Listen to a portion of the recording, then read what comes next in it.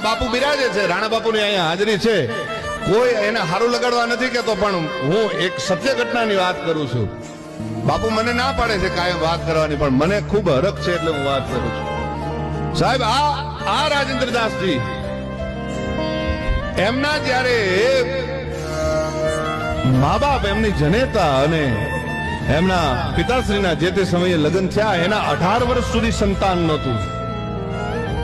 એટલે એમના બાએ એવી માનતા રાખી, પરબના પીરને એવી માનતા રાખી કે હે પરબના ધણી બાપ,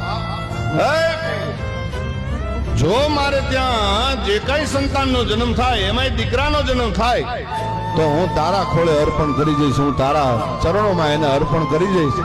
અને એમાં પહેલો દીકરો આવે અને એ રાજેન્દ્રદાસ બાપુ આવે અને 2 વર્ષની ઉંમર હોય અને એ હસતી હસતી જનેતા સાહેબ પરબના પીરના ચરણોમાં મૂકી આવે અને એ આપણે ત્યાં આજ દુનિયાનો બાપ થઈને બેઠો હોય, એ આ રાજેન્દ્રદાસ બાપુ.